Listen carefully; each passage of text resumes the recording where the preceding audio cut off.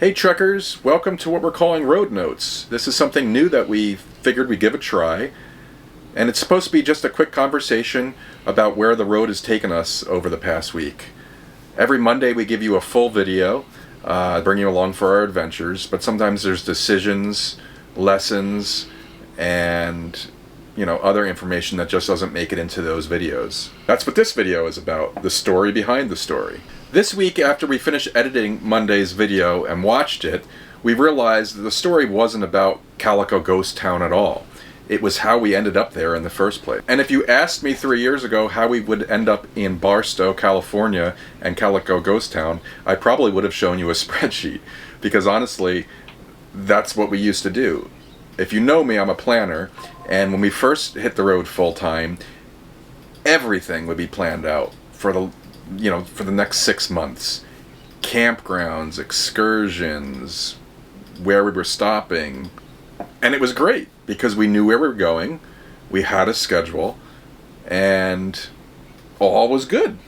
However, in reality, it wasn't. We would frequently get to places and realize there was just so much to do in the area, and there were 2, 3, 4 more hikes that we wanted to do, maybe a museum or two that we wanted to see, but we were on a very strict timeline, and it was time to move on. And on the flip side of that, we would have instances where we get to a location and it just didn't feel right. There wasn't a lot to do, not as much as we expected anyway, and we were supposed to be there for another 2 weeks.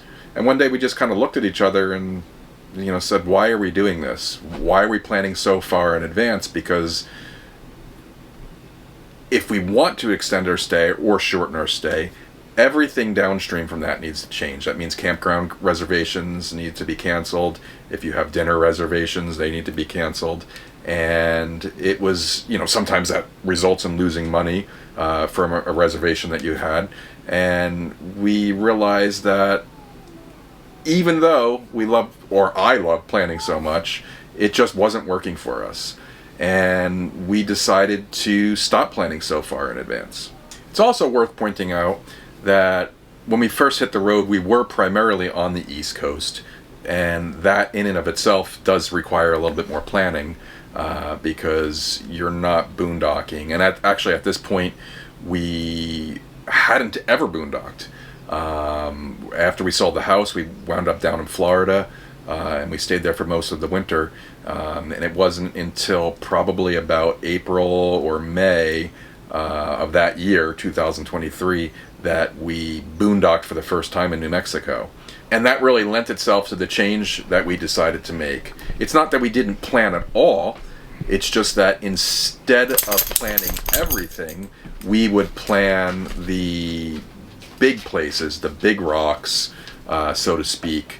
If it was somewhere we wanted to go to for family, or if somewhere we needed to be for work, we would kind of have those penciled in, and then we would just let everything else fall as it did.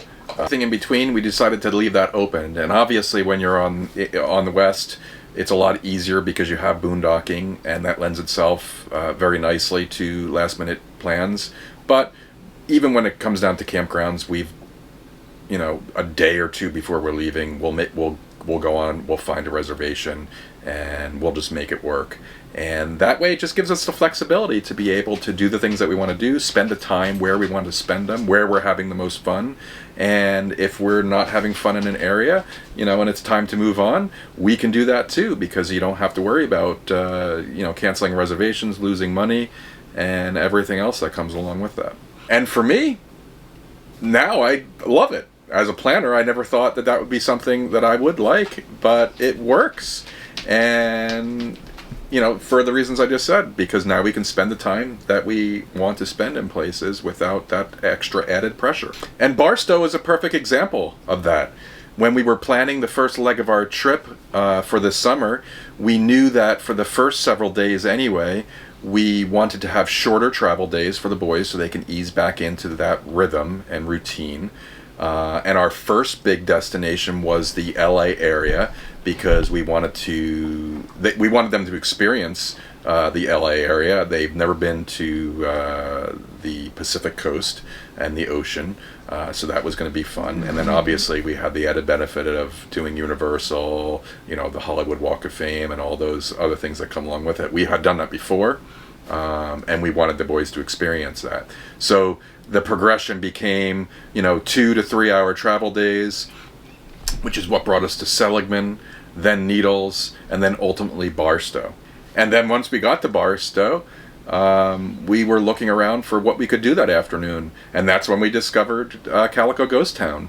So, if we had planned out our entire route months in advance, like we had been doing when we first started this, there is a great chance that we would just flew right past Barstow and missed Calico Ghost Town altogether. So I guess this week's road note is this: that planning isn't the problem. We still have a plan.